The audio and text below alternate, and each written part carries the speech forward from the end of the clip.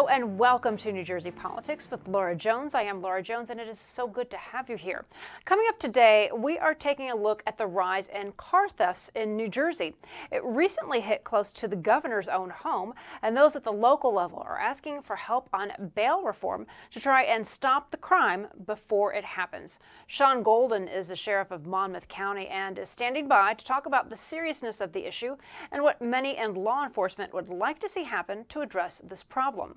First up, though, we are taking a look back at some of the political highlights from 2022 and on ahead to the new year in 2023. So let's get to it.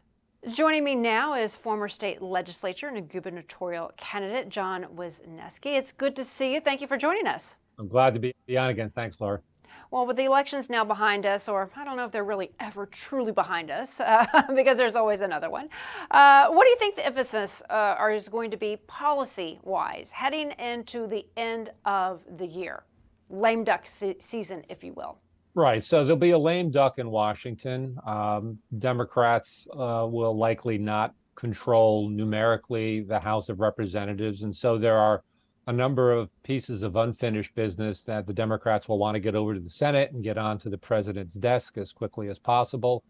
So it'll be a busy time. And lame duck is a very short period of time. When you think about after Election Day, you've got Thanksgiving close on its heels. It's really a couple of weeks in December. So very short time to do a lot. I don't think much will get done because in many cases, you need 60 votes in the Senate to move things forward. So there'll be attempts, but very little actual accomplishments. And then that just takes us into swearing-in day for the new Congress and opens up the door for the 2023 elections here in New Jersey. Well, that brings me to my next question. When is there ever a time to get work done? But more importantly, what is the impact of the post-midterm political climate? What's that going to have on New Jersey politics in the next few months and as we enter into an election year, 2023 in New Jersey? Well, I think that the results from the 2022 election are going to be a huge sigh of relief for Democrats. There was the expectation that there might be a red wave. And as a consequence, even down ballot, there would be losses. And while there was some, it was really localized, and Democrats fared pretty well in New Jersey in the November 2022 elections. And so what is that lesson for 2023? You've got the entire legislature up. The legislature will meet until the budget's done, June 30th, and then won't meet again. So it'll be a shortened legislative year in terms of getting things done. Remember that we don't have in New Jersey the big legislative majorities that we had only a few short years ago, where we were, getting up there with huge numbers of, 50 Democrats in the Assembly. Well, there's 46 Democrats, 34 Republicans, which means that a handful of seats change hands and control of the chamber changes hands. So this is going to be a hard-fought campaign to maintain Democratic control. Let's not forget this election will be under a new apportionment map. There'll be a new legislative map. So people would be voting in new district lines. Sometimes they'll be voting for legislators for the first time because their towns move from one district to another. Yeah. So as somebody who's been in the legislature, what are lawmakers looking at right now? Are they, aside from the data, the pure numbers, that is, are they really pouring through issues and what motivated people to go to the polls? And will we actually see, oh, such and such in this district sent a message, so maybe I'm going to adjust what I'm talking about, what legislative priorities I'm putting out there before I start into my campaign? What can we expect? Well, you can expect that everything that a legislator does is potentially fodder for a negative campaign ad against them in the election season. We've seen it no matter how well thought out a vote may be by a legislator. There's always the ability to kind of take that and parse it and present it in a way that might make some voters upset. And so the watchword for any legislative body in an election year is, it's kind of a version of the Hippocratic Oath: do no harm. Do not take on issues that can be portrayed negatively. Do those things that are surefire bets to get you better support, more notoriety, things that are, as they say, motherhood and apple pie. And so there's not going to be a lot of controversial issues that the legislature is going to take on in that 6-month window between January 23 and when the budget is done in June of 23. There were no Senate seats, no presidential at the top of the ticket. So is there a message that the voters sent at all? I mean, it seems to be, with the exception of a win in the 7th district, kind of business as usual, unless you really get and look at some of those school board elections, like really hyper local, where you saw a lot of changes. But otherwise, it seems like it was more or less status quo. Or was there a message perhaps that the voters are or are not sending? Well, I think that the message that should be taken away from the 2022 election is the map matters.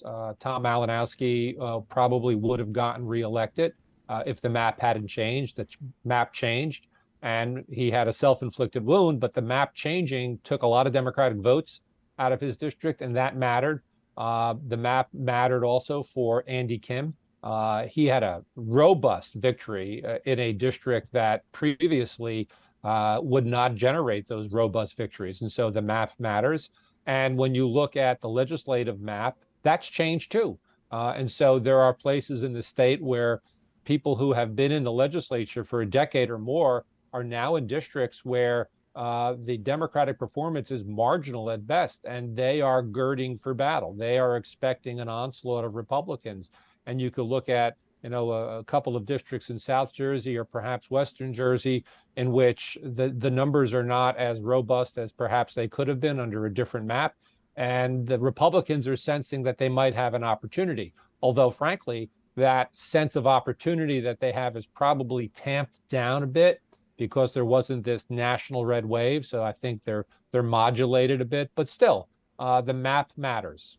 Yeah. And for viewers who might be saying, I don't understand the map and why it changes, can you briefly just explain for our viewers about every 10 years where the legislative districts that you're in, congressional districts, why they change that map? Can you explain that? Yeah, so in New Jersey, on average, a legislative district has something like 270,000 people.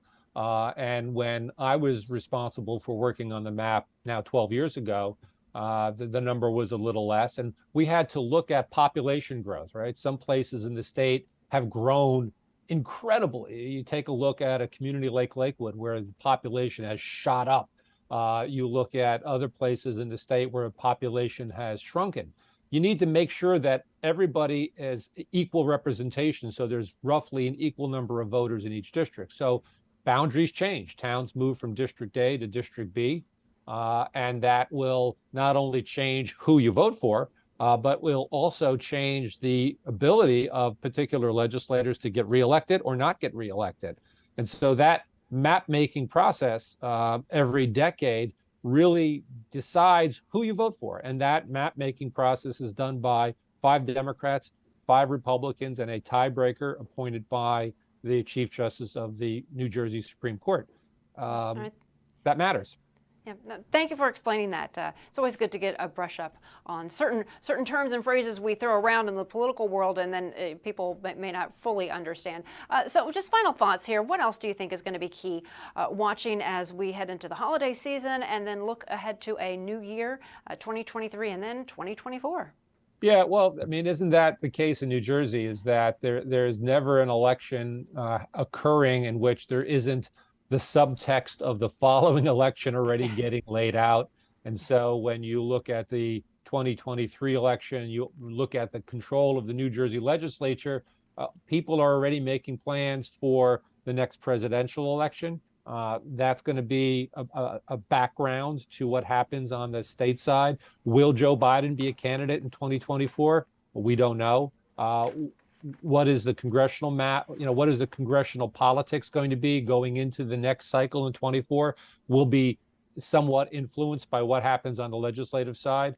And so that evergreen process, and the one thing that everybody understands, and it's an unfortunate reality, all of these candidates, whether they're running for assembly, they're running for state senate, they're running for the House, they're running for U.S. Senate, they're spending an inordinate amount of time raising the money necessary to win. And that takes away from the time they have to understand the issues that affect their constituents.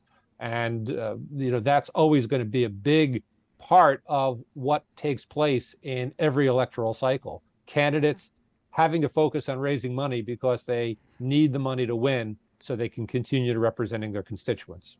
That is for sure. It seems that information will start for next year's campaign and the campaign beyond, even for the congressional seats. You're in a perpetual state of fundraising, and we can talk about that topic on another time, but we're out of time right now. John Wisniewski, thank you so much for coming on to talk to us today. Fantastic to be with you again. Look forward to it.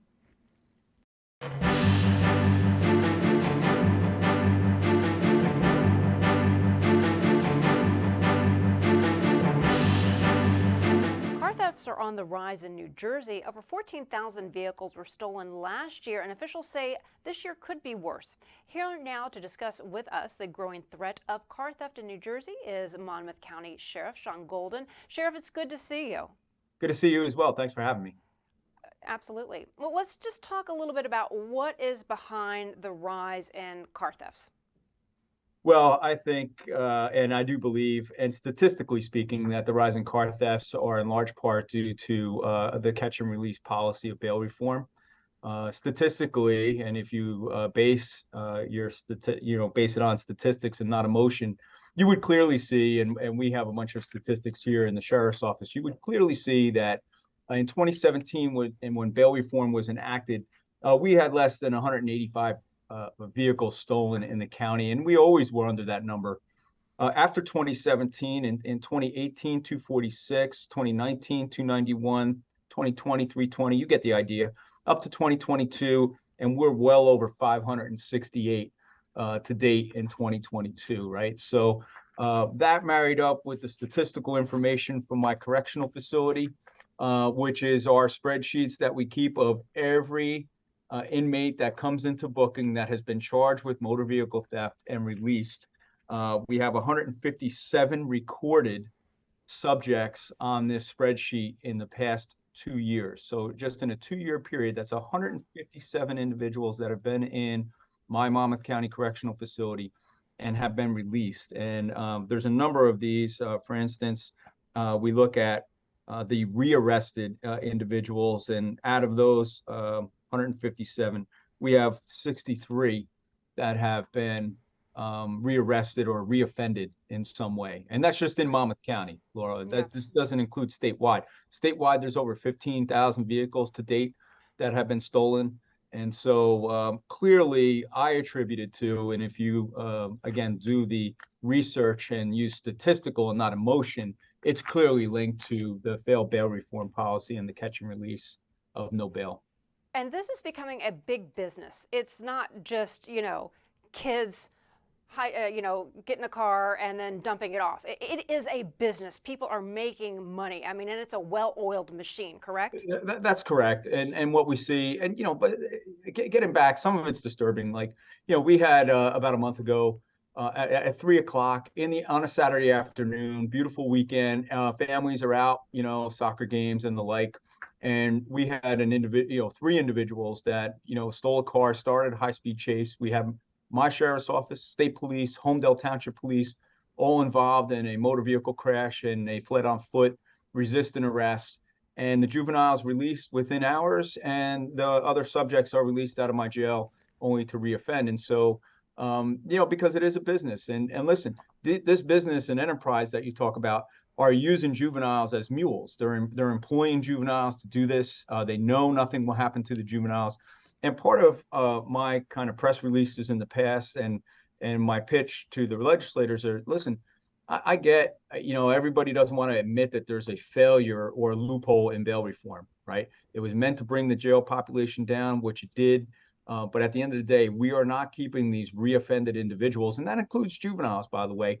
There's no one tracking the juveniles for education and engagement to be sure that we set them on the right path and they don't continue on this wrong path of being employed to do so. So from juvenile reform right up to bail reform, this is what needs to be done. And if I may, on the bail reform side, this isn't kind of hard. We made suggestions If it's a second or third offense, well, let's go with the three strikes policy on auto theft, right? So if you stole a car a second time and then a third time, guess what? The third time you're going to be detained to your trial, right? I mean, this isn't a hard formula to keep individuals off the street. If you're employing juveniles as an enterprise, right, there ought to be stiff and mandatory sentences for those individuals that are running that business, that are employing these juveniles, right? Stiff and mandatory. I mean, this is what needs to happen to curtail some of the auto theft going on here in New Jersey and Monmouth County. So when you talk to state officials, legislators, and the governor's office, I mean, they're starting to take notice. What are some of the things that they're proposing, and are they giving you the tools that you need to be able to listen, get a handle on it? I don't think the tools. I mean, at the end of the day, Governor Murphy, I think they recognize that auto theft is obviously a big problem with over 15,000 statewide. And certainly his initiative to provide some technology in our hands with additional license plate readers and the Attorney General's policy of allowing vehicle pursuits, though I don't think that's really the answer if we're just releasing these individuals later on. Certainly there are some tools being given, but at the end of the day, it's disheartening for law enforcement to go out there and do their job, i.e. like that example I used in Homedale, only to have these car thieves just released back out and doing it again on the street. So I do believe that the state legislature is taking note, and they are having, I understood they had a law and public safety hearing on this for the bail reform. What the solution is, it has to be a combination, Laura, of issues. Like I said, it has to address the juvenile education and engagement so that we engage these juveniles and re-educate them and try to make them really productive members of our society or our community instead of them just being employed as mules and doing this over and over again. That's number one. Number two, the criminal enterprise. And if that means we need the FBI to come in with the U.S. attorney for RICO statutes, then that's what it means. I mean, we know this is an international and interstate problem. These high-end motor vehicles are being parked in pens, cooled down, and then ultimately onto containers as a whole. Back when we were growing up in the 70s and we had auto theft stuff, these cars were in chop shops. They were being chopped up. That's not the case. They're being deported as a whole in container ships. And then, so the criminal and they're being shipped overseas, right? They're shipped overseas. And so the criminal enterprise portion of it has to be addressed, and there probably some weight of the federal government and the FBI and the U.S. attorney would help with that. Right. And then, like I said, on the more localized level, if you are a low-level nonviolent criminal, okay, we understand that that's your bail reform and your no bail score when you come in, but that score needs to be adjusted, and there needs to be some leeway for judges and a three strikes policy to say, no, you're not going back out to the community to do this again. And so there are a number of steps. And by the way, the other portion that we had submitted and that's not being talked about are tracking devices, Apple tags and GPS devices that are being used for nefarious reasons, to track some high-end cars to a shopping mall or some other location. That needs to be part of the package as well. So we put together and posted out a comprehensive package, and I certainly wrote and informed our legislators of the same. Again, I know they're trying to work together. This is a bipartisan issue. It's a safety issue for our communities. We ought not to have car chases in broad daylight to try to track down criminals that are only going to be released and reoffend again. Yeah, and how difficult is it when you are dealing with crossing city, county, state lines and getting the different agencies to work together to prosecute in general? How difficult is that? Well, here, I would commend the Colonel of the State Police and certainly the Attorney General. They have put together a task force of which the Sheriff's Office here is a member, as well as other local communities that are highly impacted by the auto theft. So we do have a task force that is working on the problem. But again, Laura, this takes a lot of resources. You're talking about law enforcement resources being dedicated to auto theft when they really do not have to be if we had locked and kept some of these thieves in jail. So that's really the problem, is seeing the same names come up over and over again and the same actors. So at the end of the day, I mean, we do have the auto theft task force. There's several of them, actually. Of which the sheriff's offices participate in. And we have extra patrol. We have 6 sheriff's officers every morning going into our high impacted communities up in Marlboro, Middletown, and Homedale, just trying to supplement the local patrol to see if we can catch some of these individuals. I mean, that's going to be very frustrating for your officers. You know who they are, and they continue to reoffend. Are there any steps that you've been telling people that they can take, especially during the holiday season? People are Yeah. traveling, people are shopping, they're out and about. They're putting their Christmas presents and merchandise in cars. Not that they're after that, but any steps that that people can take to protect themselves? Sure. It's our usual common sense public safety messaging that we do, our PSAs as we call them, right? Particularly around the holiday season. I will say this, the number of residents that we have spoken to and encounter on a day-to-day basis, they've taken heed to, lock your doors, bring your key fob inside the house. I mean, they've taken heed to that. What has become really disturbing is the trend over the last several months of these individuals now breaking in to people's homes. I mean, one right across from the governor's house in Middletown in broad daylight, breaking into a garage to try to get the key fob in the car. And so the break-ins are what is becoming disturbing because of the brazenness of these individuals. So that's certainly a problem. But yes, the usual, lock your car doors. Do not have the packages, put them in your trunk. Don't have them in visible sight when you're out at the shopping mall. Parked in a well-lit area, so, and again, if you kind of feel something's wrong, trust your gut, Right. go get somebody to walk you to your car, or go find a security officer, or some other, or call the police if you don't feel safe. I mean, those are really common sense approaches to your own safety and well-being, as well as public safety messaging. Yeah. And I think the other step that a lot of people don't think about necessarily is, okay, you're inside, you're in your garage, but your garage may not be locked, and you just hang it up right next to your door, and you think, oh, well, I've got the keys there inside. Not Yeah, we've been necessarily. telling them to keep it obviously inside the house, well inside into the house. Don't hang them in the laundry room next to the garage door, or near the garage door. So yes, lock your cars out in the driveway and in the garage as well, and keep those key fobs out of sight. Yeah. Sheriff, I really appreciate your time. I remember when I was very young, our house was broken into like 5 days before, 6 days before Christmas. And I remember being a little girl and law enforcement saying some of the times the best protection you can get is a dog.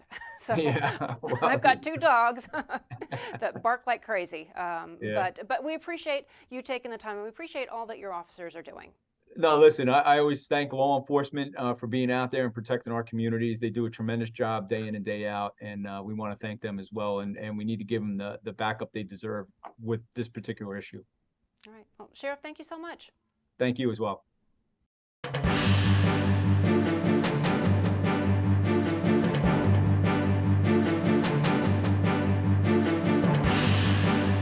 This is also a season of giving back, and recently a group of New Jerseyans traveled overseas to help some of the youngest victims of the war in Ukraine. Ray Lesniak is a former state senator here in New Jersey. He served in the legislature from 1978 to 2018, and after a life in public service, he founded the Lesniak Institute for American Leadership. He's here with Carolina Denhard, a Westfield attorney who specializes in family and international law. Carolina, I know you were over in Poland. Senator Lesniak, you were participating in something called the Hope for Ukraine Global Summit. So can you talk a little bit about that? Senator, I'll go to you first. Sure. Well, first of all, Carolina has inspired me to get back to my Polish roots. And we went to Poland to visit with orphans from Ukraine who are basically stranded there without any hope of getting any adoption proceedings going, and also lacking with presents which we gave, and clothes and iPads. But most importantly, we gave them our attention. They crave that. They hugged us. They high-fived us. And it inspired us, to Carolina and I and others, to impress upon the Ukrainian government, in conjunction with the European Union and the United States and the Ukraine, to open up its international adoption proceedings so that these children can have a loving family to go to. So I have been coming back and forth to Poland since August. when shortly after the war broke out, as an international family law attorney, I received many calls from families in the US waiting for years, vetted families to adopt children. And the calls were all, we're watching television. These kids are walking kilometers to safety. Why are these children in orphanages? So immediately I got on the plane. I came over here. I started touring the orphanages and identified quickly that number one, I need somebody like Senator Lesniak by my side to address lifting the moratorium issue. But most importantly, when we came back, together with our delegation, we recognize that these children need so much more than us addressing the diplomatic and political aspect. They need humanitarian aid. Many of the children are lacking food, clothing. They may have shelter, but not always adequate. So we are committed, the senator and I, along with our other individuals, to provide that aid while the children are in Polish soil awaiting a resolution of the adoption moratorium being lifted. And I am in Poland right now. I just got back from the World for Ukraine Global Summit, where Senator Lesniak and I took part in a panel that we put together highlighting the political, diplomatic, and humanitarian aid relief efforts. Go to the lesniakinstitute.org. We have a whole website there devoted to helping out the orphans from Ukraine in Poland. And that will do it for today. I'm Laura Jones. Thanks so much for watching New Jersey Politics. We look forward to seeing you back here next time.